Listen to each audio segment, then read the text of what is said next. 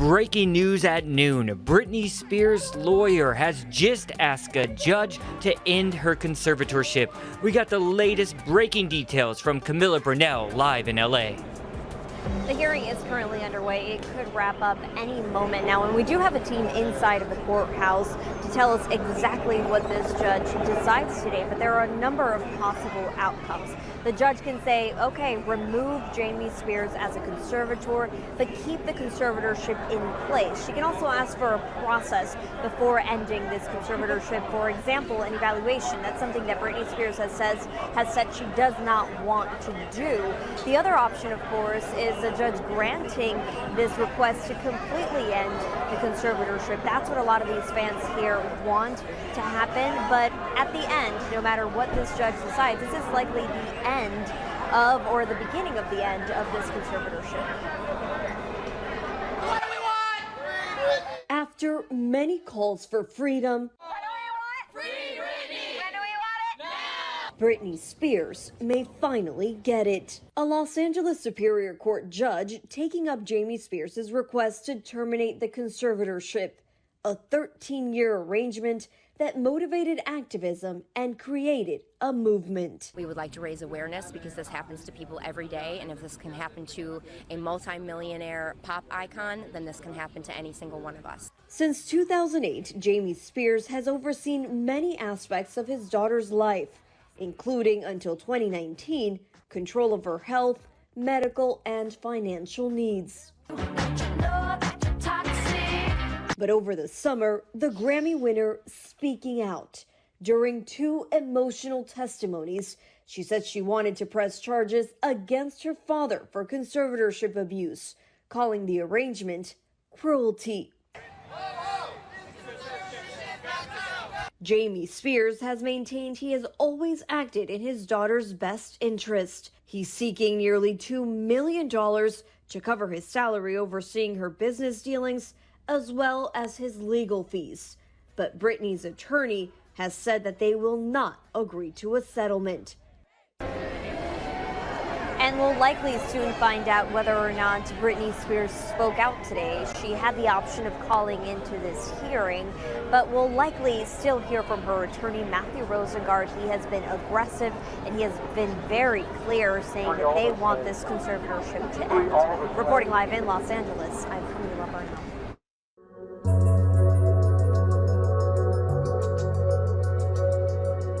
Now to the latest coronavirus numbers. The state health department is reporting 13 more COVID-related deaths today. There are 9 fatalities on Oahu, 4 men and 5 women, ranging in age from their 30s to their 80s. On Maui, 2 men, one in their 50s and one in their 70s. And the Big Island is also reporting 2 deaths, a man in his 60s and a woman in her 80s. The state is also adding 230 new COVID cases, including 2 new infections on Molokai. We're learning more about the enforcement of Oahu's Vaccine Pass program. More than 160 businesses have seen arrests, citations, or warnings.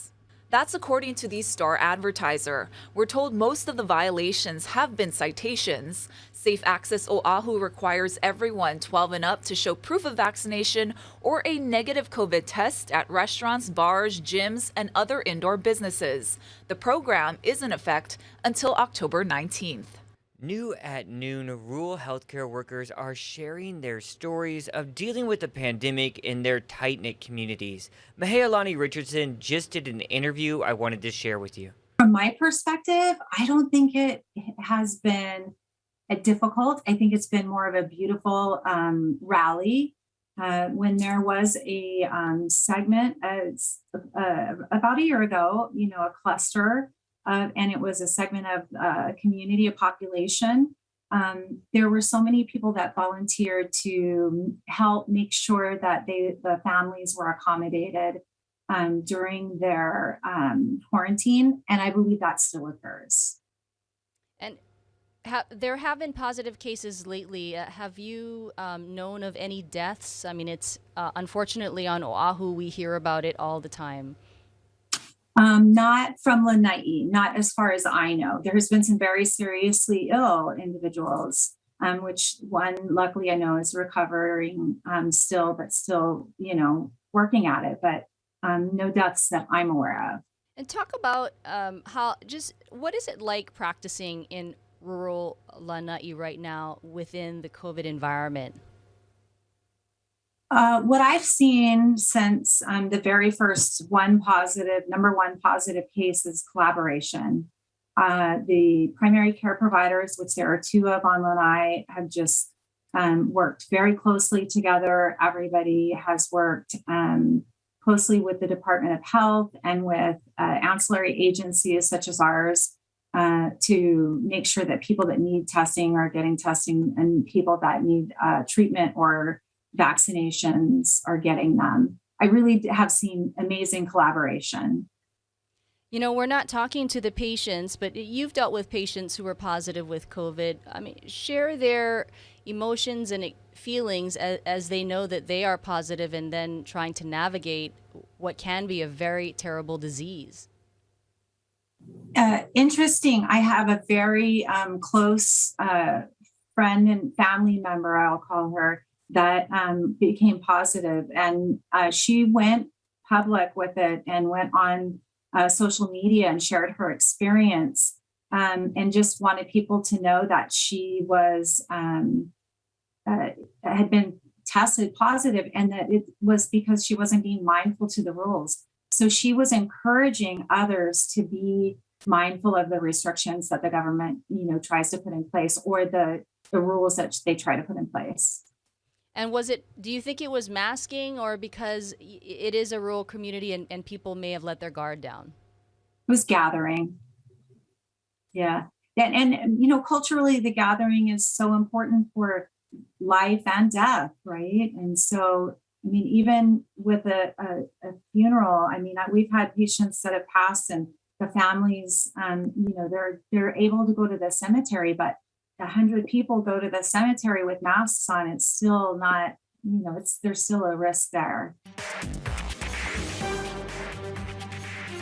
New at noon, during this morning's hearing on the Texas abortion law that took place on Capitol Hill, Senator Mazie Hirono asked panel members for their response to a claim made by the Mississippi Attorney General regarding how overturning Roe v. Wade would empower women to pursue careers and raise children. I want to start with something that the Mississippi Attorney General Lynn Fitch said, because the Supreme Court is going to be hearing the Mississippi case. But the Mississippi Attorney General recently claimed that overturning Roe v. Wade would somehow empower women to pursue careers and raise children. I wanted to see if Ms. Ross Gosgrave, Representative Howard, whether either of you have any comments about that kind of statement, that women will somehow be empowered if Roe v. Wade were overturned. So today, women are empowered to participate in the economy. I think overturning Roe v. Wade would have the opposite effect of diminishing their ability to work when they want to work, to space their children when they want to space their children. But if there's interest in furthering women's participation in the workforce, there are a range of policies that actually do that, like childcare, for example. Representative Howard, do you have anything to add? I would agree with what was just said. The fact is that, as I said in my opening, I came of age before Roe v. Wade, and I'm well aware of the obstacles that women had in making educational and employment choices for themselves if they found themselves pregnant and did not have many options other than to carry that pregnancy to term. It prevented them from their very destinies. Well, she goes on to say that women will be more empowered because there are numerous laws enacted since Roe addressing pregnancy discrimination, requiring leave time, assisting with child care, and more. I would be really surprised, frankly, if Mississippi provided any of those kinds of programs or protections. State senators are urging the Honolulu Police Department to take action against the commander accused of bullying his subordinates. The push for action was prompted by our reporting on Acting Assistant Chief Stephen Girona, who's accused of harassment and retaliation. Our chief investigative reporter, Lynn Kawano, has the update. The state senators realize their reach is limited, so they're asking city leaders to step in. Other fellow men in blue and women is terrified of this man. Nobody should have that kind of working conditions ever. And that's the reason why I speak it out. State Senator Kurt Favela sent letters to Honolulu's mayor, the chair of the Honolulu Police Commission, the FBI's Hawaii office, and the state attorney general about HPD Major Stephen Girona, who was recently given a temporary promotion to acting assistant chief. That's despite a handful of complaints with the Equal Employment Opportunity Commission filed by Honolulu police officers. 4 of those officers spoke to Hawaii News Now in a story that aired last week about their experiences with the commander they describe as a bully. I'm afraid of him. You know, him coming to the division, knowing his reputation, it's intimidating. And it's especially intimidating knowing if you speak up, nothing will be done. There's a number of serious allegations made against him. If all of that is true, or if some of that is true, it would be hard to understand why HPD, when the Honolulu Police Department, want to promote him. It's kind of common sense that when you have credible allegations of harassment and retaliation, what you do is you move that person so that person is no longer supervising the people who are making complaints. Loretta Sheehan is an attorney and former HPD Police Commission chair. She is shocked that Detective Rego, who has filed a lawsuit against the city that names Girona, has been told she can return to the Criminal Investigations Division if she agrees to work under him. In these situations, you never want to re-victimize the victim, and so it simply doesn't make sense. The mayor declined to comment. An HPD spokesperson says they will not make any changes to the command staff until the investigations are complete. He's being promoted within the ranks and being protected by other people that is higher up. That is a sad time in Hawaii, that we're going to have our law enforcement agency having this kind of leadership. Current Police Commission Chair Shannon Olivado said in a statement, the commission takes allegations of officer retaliation and intimidation very seriously and will be discussing the allegations regarding Acting Assistant Chief Girona. She said the commission cannot involve itself directly in administrative matters, but recognizes the importance of an open discussion and the need to hear from both officers and the administration. The Police Commission doesn't meet again until next week, Wednesday. At HPD headquarters, I'm Lynn Kawano, Hawaii News Now. Back here in the H&N Digital Center, want to pull up this live video feed coming in from Washington, D.C. The sun is starting to set there, but not the news. A lot of developments happening there at Capitol Hill. That's right. A very busy week in Washington continues as Congress and the Biden administration negotiate over a looming government shutdown, the potential for defaulting on government loans, and the president's legislative priorities, including an infrastructure bill and a much larger spending package focused on social safety programs. Skylar Henry has the latest from the White House.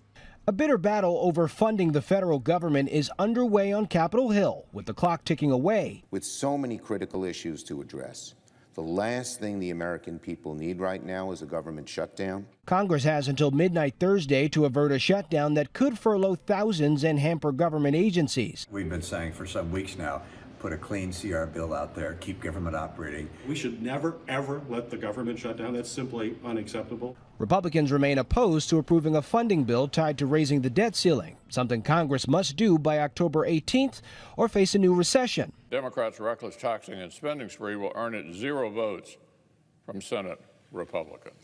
President Biden's legislative agenda is also hanging in the balance, forcing him to cancel a planned trip to Chicago where he would have talked about COVID vaccines. The president knew that this would require a range of discussions, negotiations, long conversations. The president has been working behind closed doors to find common ground with moderate Senate Democrats opposed to the $3.5 trillion price tag on his social spending package. We haven't talked about figures at all. We should be talking about the need of our country.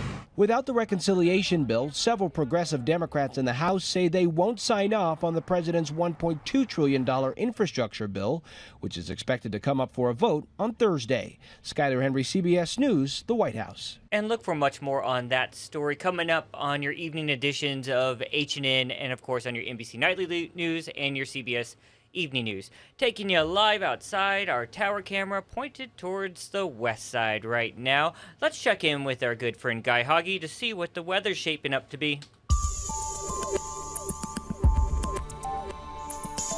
But rainfall totals over the next several days will be limited. They won't be overwhelming by any measure, and you can see those winds slowly picking up speed. And because we'll have those nice steady trade winds, rainfall totals will be insignificant because whatever rain comes in will be moving along rather quickly. So a little damp for windward sides of Oahu and the Big Island, otherwise drier conditions for all leeward sides. High temperatures running into the mid to upper 80s. It's going to be a gorgeous day today. Surf, not so much. Plus, we got box jellyfish on the south shores. That North Shore pulse is on the way down. Although we could see a significant south shore swell sometime the latter part of next week, so watch for that. Now, the weather's going to be absolutely gorgeous today and for the next several days. Now, there will be some windward and Mauka showers moving through from time to time, but we are expecting lots of leeward sunshine, and those winds will be fluctuating in speeds, but they should hold steady into the early part of next week. Keep it here on Hawaii News Now. We'll have all your severe weather updates. It's homecoming week for the UH football team, and the Rainbow Warriors will have their third home game on Saturday. But no fans will be allowed again, and the financial impact is starting to mount. Hawaii is one of the only teams in the country playing in an empty stadium. Without fans, the school continues to lose money months after completing an $8 million renovation project on the Clarence T.C. Ching Field. And the silence in the stands will be heard across the country as the game will be nationally televised. Going on the road and having those fans just at our backs talking the whole time kind of does play a toll. And then we bring host people and they just don't have nothing. It's basically we just got to play off our own energy. You just got to bring energy from the locker room to the field. Sports columnist Dave Reardon says the lack of fans in the stands may also have an impact on recruiting. I don't know. So, at some point, there's going to have to be some kind of reckoning and balancing of the books, but how they do it and where the money comes from is the big question. 23 more birds, fish, and other species have been declared extinct by the U.S. government. The Associated Press has put together a graphic about this to help explain. Let me show you. And here's the really sad news you can see here. Hawaii has the most species on this new list: 8 woodland birds and 1 plant. That's in part because the islands have so many plants and animals that many have extremely small ranges and can blink out quickly. The most recent to go extinct was a type of bird known as a black-faced honeycreeper, or po'ouli, discovered in 1973. By the late 1990s, just 3 remained, a male and 2 females. After failures to mate them in the wild, the male was captured for potential breeding and died in 2004. The 2 females were never seen again. I also wanted to show you some of the last known film of Kauai's o'o. It was last seen in 1983. Take a listen to what it sounded like, because this sound does not exist in nature anymore.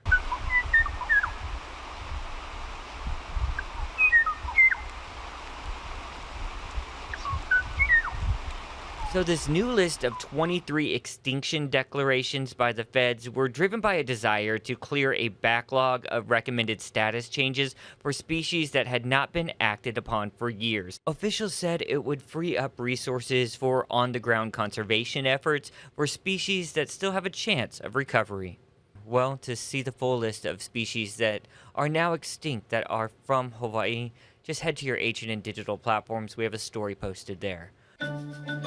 Staying on the topic of native species, some good news. A rare fern that was last seen on the Big Island 5 years ago was recently spotted on Kauai. Now, the pendant kihi fern was thought to be extinct, and it grows on ohia and other native trees, but it was spotted on a tree trunk on the garden aisle by a team from the Hawaii Plant Extinction Prevention Program. They are now in the process of trying to get a frond, or the reproductive part of the fern, growing in a nursery. Researchers say it can take 4 to 5 years to grow an adult fern, but some good news on that front. Yeah, and thank you, DLNR, for those photos. We want to take you out live back to Los Angeles right now. Breaking news at this hour. We're awaiting lawyers to come out of that Los Angeles courtroom where Britney Spears had that hearing, and here is the big news. Multiple media outlets saying Jamie Spears has been suspended as Britney Spears' conservator. That is, again, the breaking news at this hour. We are awaiting those lawyers to come out and to confirm that. Meanwhile, we got some other news we want to get to, and it's stuff the internet is talking about, also in the realm of entertainment. Check this out. Hasbro is honoring the creator of Star Wars with his own 6-inch action figure, much like the other Star Wars figurines that you see out there. It's George Lucas in disguise as a stormtrooper. Yep, complete with a removable helmet and blaster. It coincides with the 50th anniversary of Lucas Productions Company, which is hard to believe, 50 years. The toy maker said the figure is just one of the ways they can honor the legacy and keep it going for years to come. Pre-sales start today on Amazon. And did you know what the most expensive collectible Star Wars figurine is, my friend Ashley? No, but I'm sure you do, Jonathan. Oh, yes, I do. It's the original Boba Fett. It's because it included a little rocket blaster that was pretty dangerous for kids. Oh. And so parents didn't really like that too much at all. You guys, I want to switch gears to talk more entertainment now. There's a big show coming out tomorrow regarding one of my favorite game shows of all time, The Price is Right. They are also marking a huge, huge, huge milestone. Here's a preview of exactly what's happening in primetime. Come on down! You're the next contestant on The Price is Right.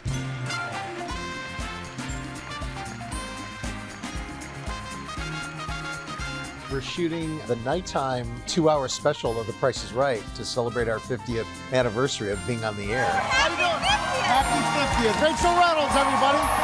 I think one of the biggest things about Price is Right, as far as its longevity, is that it's average people having a big day.